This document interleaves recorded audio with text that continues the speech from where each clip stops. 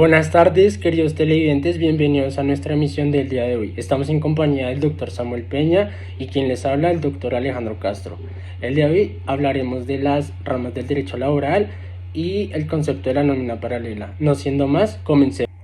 El derecho laboral individual es una rama del derecho que regula las relaciones jurídicas entre un trabajador y un empleador. Su objetivo principal es garantizar que los trabajadores tengan unas condiciones dignas de trabajo y que se les respeten sus derechos fundamentales.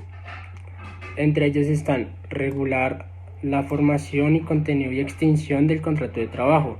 El derecho laboral individual establece las normas que deben regir la formación de ese contrato, su contenido, el salario mínimo, la jornada, el descanso y las causas por las cuales puede llegar a su extinción.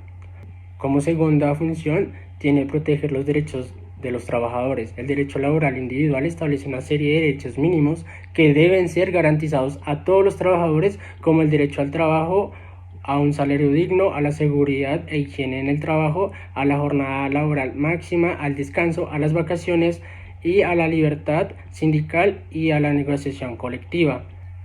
Resolver los conflictos entre un trabajador y el empleador. Cuando surge un conflicto entre un trabajador y un empleador, el derecho laboral individual proporciona los mecanismos para resolverlo de manera justa y equitativa. Estos mecanismos pueden incluir la conciliación, el arbitraje y la vía judicial. Aquel por el cual una persona natural se obliga a prestar un servicio personal a otra persona natural bajo la continuada dependencia o subordinación de la segunda y mediante remuneración.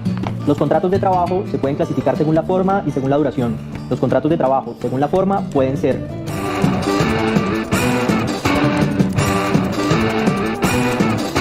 es el acuerdo de voluntades que se manifiesta oralmente y donde se plantean las condiciones del trabajo, el sitio donde ha de realizarse la labor, la cuantía, la forma y periodicidad del pago.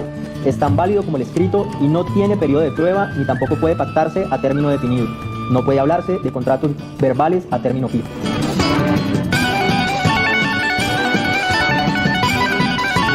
Es aquel que se celebra por medio de un documento que debe contener la identificación de las partes, el domicilio, lugar y fecha de celebración del contrato, la cuantía de la remuneración, su forma y periodos de pago, duración del contrato, duración del periodo de prueba y las causas de terminación del mismo.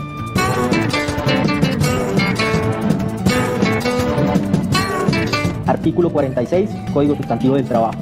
Es cuando se pacta desde un principio cuánto tiempo va a durar el contrato. Aunque el plazo inicial puede ser prorrogable, dicha prórroga no puede superar las 3 veces.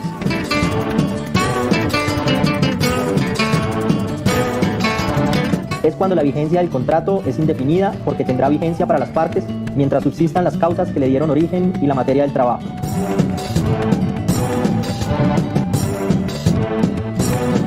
Aunque no existe una norma que consagre esta modalidad, se entiende que se prolongará en el tiempo el contrato hasta que la labor por la cual se fue contratado se termine a satisfacción.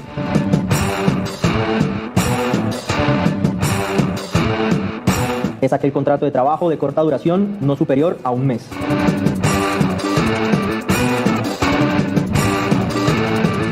Son contratos de trabajo que no se pueden enmarcar dentro de la clasificación clásica, pero que dinamizan y contribuyen a la dinámica social y económica y son el contrato de aprendizaje, el contrato de prestación de servicios, el teletrabajo, el empleo de emergencia.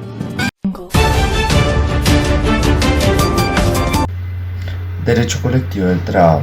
Son normas y herramientas que reglamentan la formación y funciones de las asociaciones profesionales de las personas trabajadoras y patronos, sus relaciones, sus posiciones frente al Estado y los conflictos efectivos del trabajo. Es colectivo porque pues participan varias personas o empleados, o puede ser también varias empresas o agremiaciones. Por eso se llama colectivo. Para dar inicio, pues vamos a hablar de los sindicatos. ¿Qué son un sindicato? Pues son agrupaciones de trabajadores. Pues todos tienen algo en común, ¿no? Todos tienen algo en común que los une o que los agrupa en esas agremiaciones. Pero no solo es crear esas agremiaciones y defender sus intereses, porque para eso están creados, para hacer defender los intereses, sino también es que están sometidos a vigilancia. O sea, no se puede hacer cualquier cosa sin tener una vigilancia o una inspección que debe estar generada por la ley también. Todas estas agremiaciones están protegidas, la mayoría lo habla el Código Penal del artículo 292. Obviamente cualquier persona que quiera pertenecer a una agremiación o quiera fundar una agremiación o quiera fundar un sindicato está protegido y si se llegase a a tener alguna forma de obstruirlo, puede ser despedirlo, puede ser suspenderlo, puede negarse a hablar el empleador con estas agremiaciones o intentar adoptar medidas que lo hagan detener esa decisión de participar o crear un sindicato, está protegido por la ley y obviamente todo tiene que ser demostrable para que la ley pueda actuar y llevar a las sanciones que vayan a lugar. Entonces hablamos de los tipos de sindicatos. Entonces, como hablamos de tipos de sindicatos, hay 4 tipos puntuales de empresas, que son los que están conformados por un grupo personal de una empresa que trabajan en común, sin importar si la empresa solo trabaja en un municipio o en varios municipios o a nivel nacional. Entonces pueden participar dentro del mismo sindicato de manera nacional. De industria o rama económica, pues obviamente son personas que prestan sus servicios en diferentes empresas, pero pues su actividad económica los liga, ¿sí? Y hablamos de actividad económica cuando hablamos de personas jurídicas o empresas. Gremiales, pues son grupos de personas que trabajan en una misma función, hablemos de docentes, hablemos de abogados, hablemos de administradores, hablemos de enfermeros, de doctores, todos los que son de gremios puntuales o ejercen una función puntual dentro de su actividad profesional o laboral y que pueden pertenecer a diferentes empresas. Y existe una opción que son sindicatos de oficios varios. Aquí puedes traer varias personas de diferentes profesiones, de diferentes empresas y todo, pero esto solo se puede formar siempre y cuando en la zona donde se generó ese sindicato no exista el mínimo de personas para crear el sindicato de una sola profesión o similar. Entonces por eso se agrupan diferentes personas. Ya vamos a hablar más adelante de los mínimos de personas. Esta participación en estos sindicatos es voluntaria, es libre. No tienen que estar obligados a participar nadie, no tiene que avisarle a nadie. Simplemente si quiere ingresar o salir de un sindicato lo puede hacer libremente y no puede estar obstruido por ninguna condición. Lo único pues a veces suele quedar es que se debe notificar, y es notificar, no sé, tanto la afiliación o el retiro. Notificarlo es diferente a autorizarlo, ¿no? Si tú notificas el retiro no significa que tienes que esperar la autorización a que te retiren, no, tú automáticamente quedas retirado de ese sindicato. La cantidad mínima de participantes para trabajadores son mínimo 25 personas. Ya cuando hablamos de empleadores o el sindicato patronal o industrial, la cantidad mínima son 5 empresas, sabémoslo así, 5 empresas. ¿Cómo se crea un sindicato? Un sindicato no es nos reunimos las 25 personas y ya hacemos un sindicato, no, todo tiene un proceso y este proceso pues tiene que tenerse sus documentos soporte. Entonces, aparte de cuando se va a crear el sindicato, no necesariamente tienen que estar las 25 personas, pueden ser 2, 3, 4, 5 personas que vayan a crear este sindicato, montan un acta, dan el nombre y a qué se va a dedicar este sindicato, obviamente se identifican por quienes están creando estos sindicatos y ahí mismo pueden crear los estatutos o más adelante, ¿sí? Ya después de dentro viene la afiliación de las personas o a los empleados que se quieren vincular. Bueno, los estatutos de los sindicatos, pues obviamente tiene que estar el nombre, a qué se va a dedicar, el periodo de función o los tiempos de gestión de cada junta directiva, los reglamentos, prácticamente cómo va a ser obviamente para sostener estos sindicatos hay que tener un aporte y ese aporte debe ser voluntario, obviamente las cuotas se dicen cuánto van, pero también tiene que quedar en los estatutos cuáles serían las cuotas y si hay algo extraordinario, una cuota extraordinaria, cómo se va a hacer dentro de ese procedimiento. Todas estas actas y todo esto se lleva al empleador y se debe notificar por escrito, obviamente con copia de todas esas actas, y se debe llevar ante el Ministerio de Trabajo. Si donde está la empresa o el sindicato no hay sede del Ministerio de Trabajo, se tiene que llevar a la alcaldía tiene que remitir al Ministerio de Trabajo más cercano.